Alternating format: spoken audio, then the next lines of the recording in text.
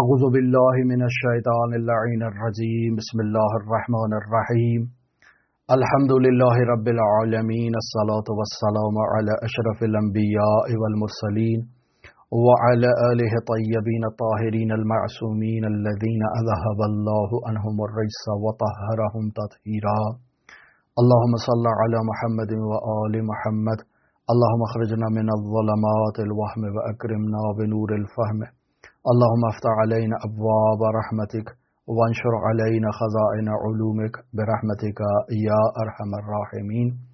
السلام على الحسين وعلى علي بن الحسين وعلى اولاد الحسين وعلى اصحاب الحسين.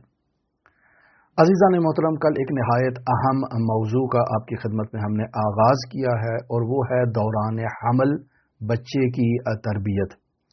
حضرت سید الشہداء علیہ الاف و تحیت و ثنا کے عزا کے ایام آغاز ہو چکے ہیں اور حضرت سید الشہداء کے اہداف میں ایک اہم ہدف امت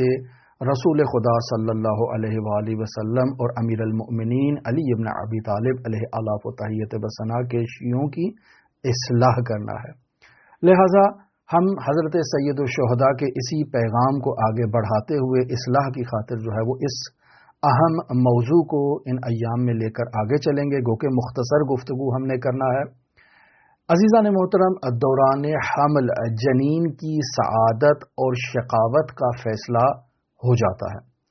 لہذا والدین کو اپنے بچے کی تربیت کے لیے جب وہ بچہ والدہ کے حمل میں ہے، والدہ کے رحم میں ہے، والدہ کے وجود میں موجود ہے، تبھی سے والدین کو کوشش کرنا شروع کر دینی چاہیے. رسول خدا صلی اللہ علیہ وآلہ وسلم کا فرمان ذیشان، جسے مرحوم علامہ مجلسی رحمۃ اللہ علیہ نے بہار الانوار کی جلد نمبر 5 ہے، صفحہ نمبر 9 ہے اور حدیث نمبر 13 کے تحت اس روایت کو تحریر کیا ہے. روایت میں رسول خدا فرماتے ہیں السعید من سعد فی بطن امہ. سعید، خوشبخت اور سعادت مند وہ انسان ہے جو ماں کے رحم میں اور ماں کے بطن میں سعید ہو جاتا ہے. وَالشَّقِيُّ مَنْ شَقِيَ فِي بَطْنِ أُمِّهِ. اور شقی اور بدبخت انسان وہ انسان ہے جو اپنی ماں کے رحم میں اور بطن میں ہی بدبخت اور شقی ہو جاتا ہے. عزیزان محترم، یہ روایت جو میں نے ان الفاظ میں آپ کی خدمت میں بیان کی رسول خدا صلی اللہ علیہ وآلہ وسلم سے، یہ روایت انہی الفاظ کے ساتھ یا تھوڑے بہت الفاظ کی تبدیلی کے ساتھ، لیکن مفہوم اس کا یہی ہے، مختلف کتابوں میں بیان ہوئی ہے. آیت اللہ محمدی نیکر شہری خداوند متعال ان کے درجات کو بلند کرے، انہیں کروٹ کروٹ جنت نصیب فرمائے. آیت اللہ نیکر شہری جو ہے وہ اس روایت کو 6 شیعہ منابع روائی سے نقل کرتے ہیں اور اسی طرح سے 8 اہل سنت جو کتابیں ہیں، روائی منابع ہیں، وہاں سے اس حدیث کو اور اس روایت کو نقل کرتے ہیں. اس حدیث سے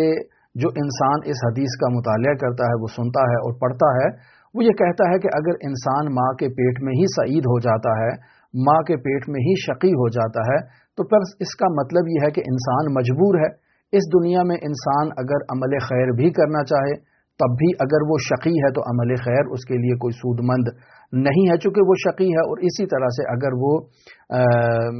سعید ہے تو اسے عمل خیر انجام دینے کی بھی ضرورت نہیں ہے.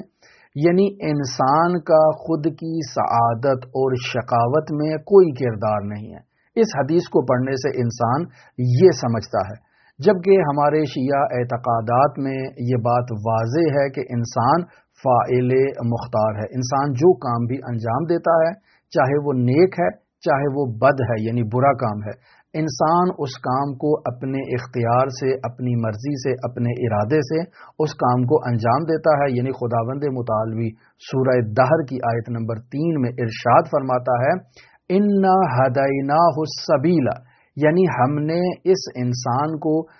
راستے کی طرف ہدایت کر دی ہے. اِمَّا شَاكِرًا، اب اگر یہ شکر گزار ہو اور ہدایت کے راستے پر عمل کرے اور ہدایت کے راستے پر چلے تو یہ اس کی اپنی مرضی ہے۔ وَإِمَّا کفورا، یا ہمارے پیغام کا انکار کر دے، ہدایت کے راستے پر چلنے سے انکار کر دے اور ضلالت کے راستے کو اختیار کرے، یہ اس کی مرضی ہے۔ یعنی اِنَّا هَدَيْنَاهُ السَّبِيلَ، ہم نے اسے راستہ دکھا دیا ہے۔ اب جب ہم نے راستہ دکھا دیا ہے، اما شاکرن و اما کفورا، یہ شاکر بھی ہو سکتا ہے، کفور بھی ہو سکتا ہے، یعنی فاعل مختار ہے۔ بس اس روایت سے انسان کا، اس آیت سے انسان کے فاعل مختار ہونا جو ہے وہ ظاہر ہوتا ہے، یعنی اللہ تبارک و تعالی نے راہ حق دکھانا اپنے ذمے لے لیا ہے، اس راستے پر چلنا یہ انسان کی ذمہ داری ہے کہ وہ راستہ ہدایت کو اختیار کرتا ہے یا وہ راستہ ضلالت کو اختیار کرتا ہے۔ اب اس راستے پر چلنے کے لیے انسان کو مجبور نہیں کیا گیا، انسان فاعل خود مختار ہے، وہ اپنے ارادے سے، اپنے اختیار سے، اپنی خود مختاری سے وہ ان دونوں راستوں میں سے کسی ایک راستے کا انتخاب کرتا ہے۔ اب سوال یہ پیدا ہوتا ہے کہ کیا یہ روایت جو ہم نے آپ کی خدمت میں بیان کی، کیا یہ روایت قرآن مجید سے مخالف ہے؟ نہیں عزیزان محترم، یہ روایت قرآن مجید کے خلاف نہیں ہے، بلکہ یہاں علماء نے کچھ احتمالات اس روایت کے بارے میں بیان کیے ہیں۔ مثلا علماء یہ کہتے ہیں کہ اللہ کو انسان کی سرنوشت کا جو ہے وہ علم ہے، انسان کے بارے میں علم ہے، اس کی پیدائش سے پہلے ہی جب وہ انسان اپنی ماں کے رحم میں موجود ہوتا ہے، اپنے ماں کے بطن میں موجود ہوتا ہے، تب اس وقت ہی سے اللہ تبارک و تعالی کو انسان کے مستقبل کے تمام کردار کا، تمام افعال کا، تمام زندگی کا خداوند متعال کو علم ہے، لیکن اللہ کا علم انسانی افعال کے لیے علت نہیں ہے۔ انسان فاعل مختار ہے، انسان اپنے ارادے سے، اپنے اختیار سے کسی بھی فعل کو انتخاب کرتا ہے، چاہے وہ ہدایت کے راستے کو انتخاب کرے، چاہے وہ شقاوت کے راستے کو، اپنی مرضی اور اپنے اختیار سے اس راستے کو انتخاب کرتا ہے، لیکن خداوند متعال کو اس کے اختیار کا پہلے سے ہی علم ہے۔ مثلا رسول خدا صلی اللہ علیہ وآلہ وسلم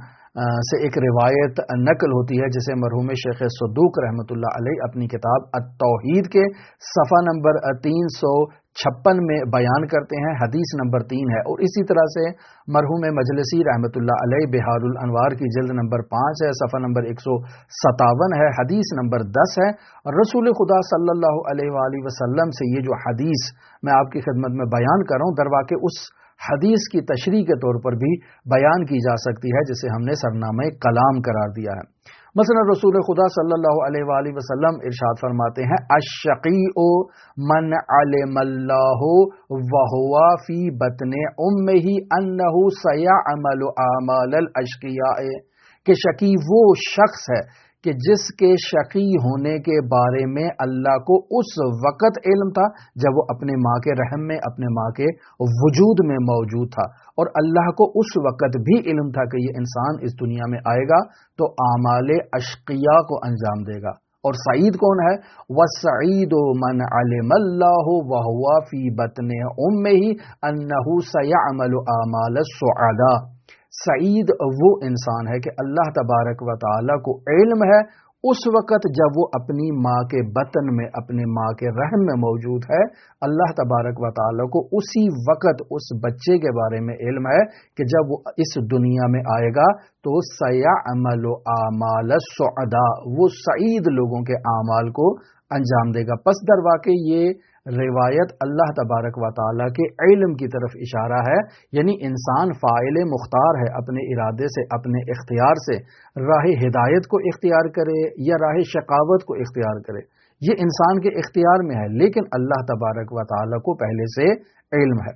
دوسری ایک جو تشریح علماء کرام اس روایت سے متعلق بیان کرتے ہیں وہ یہ ہے کہ عالم ذر میں انسان کی سعادت اور شقاوت کا فیصلہ ہو جاتا ہے، یعنی خود انسان اس عالم ذر میں راہ ہدایت کو اختیار کرتا ہے یا راہ ضلالت کو اختیار کرتا ہے، یہ انسان اپنے ارادے سے، اپنے اختیار سے اس عالم زر میں ایک فیصلہ کر لیتا ہے، پھر اس کے بعد جب اس دنیا میں یہ انسان آتا ہے تو اسی راستے یہ ہدایت یا راستہ شقاوت کو وہ جو ہے وہ اس کو تسلسل کے ساتھ اسی کو جاری رکھتا ہے۔ پس یہ درواقع انسان کے فاعل مختار ہونے کی طرف ہی جو ہے وہ دلیل ہے۔ البتہ یہاں میں یہ بھی بیان کرتا چلوں کہ بعض علماء عالم زر پر اعتراضات کرتے ہیں، وہ ایک الگ موضوع ہے جس کے لیے آپ متعلقہ مباحث کی طرف رجوع کر سکتے ہیں۔ تیسرا اہم نقطہ جو اس حدیث کی تشریح میں بیان کیا جاتا ہے اور یہ ہمارے موضوع سے متعلق ہے، وہ یہ ہے کہ والدین کے اعتقادات، والدین کے نظریات، جب بچے کا نطفہ ٹھہرتا ہے تو بچے کی پیدائش سے پہلے اور نطفے کے انعقاد ہی کے وقت جو ہے والدین کے اعتقادات اور والدین کے نظریات جو ہیں وہ بچے کی شہادت اور بچے کی شقاوت پر اثر انداز ہوتے ہیں۔ لہذا یہ حدیث درواقع والدین کے لیے ایک لمحہ فکریہ ہے کہ جب بچہ ماں کے رحم میں، ماں کی جو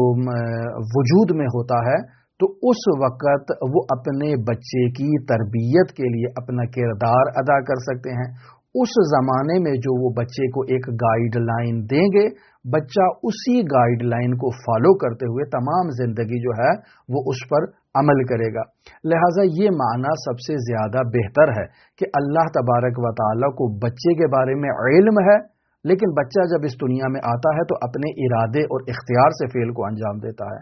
اب والدین اس بچے کو اگر دوران حمل اس کی تربیت کریں، اس کو نصیحت کریں، اس کو ایک ایسی گائیڈ لائن دیں کہ وہ اس دنیا میں آنے کے بعد اسی گائیڈ لائن کو اگر وہ فالو کرے، اسی راستے کو فالو کرے جو والدین نے اسے تلقین کی ہے، والدین نے اسے القاء کی ہے، تو یہ بچہ راہ سعادت کی طرف گامزن ہو سکتا ہے۔ پس یہ ہم نے درواقع روایت سے اس نقطے کی اہمیت کو اجاگر کرنے کی کوشش کی ہے کہ دوران حمل بچے کی تربیت پر والدین کو توجہ دینی چاہیے، اور اسی موضوع کو ہم آگے لے کر آپ کے ساتھ چلیں گے، اور دعا گو ہیں کہ خداوند متعال دنیا جہان میں جہاں کہیں بھی مؤمنہ خواتین، مؤمنہ بچیاں اس دنیا میں ایک نئی زندگی کو جنم دینا چاہتی ہیں، ایک نئے وجود کو اس دنیا میں لانا چاہتی ہیں، خداوند متعال ان تمام ماؤں کی حفاظت کرے۔ ان تمام مراحل میں جو زچگی کے دوران، جو حاملگی کے دوران جو بھی مشکلات انہیں درپیش ہے، خداوند متعال ان تمام مشکلات میں انہیں صبر و تحمل، بردباری اور ان مشکلات کو خندہ پیشانی کے ساتھ ان سے عبور کرنے کی خداوند متعال انہیں توفیق عطا فرمائے۔ دعا گو ہیں کہ خداوند متعال انہیں صالح اولاد عطا کرے، ایسی اولاد جو حضرت ابا عبداللہ علیہ آلاف و تحیت و ثنا کی عزادار اولاد ہو۔ دعا گو ہیں کہ خداوند متعال ان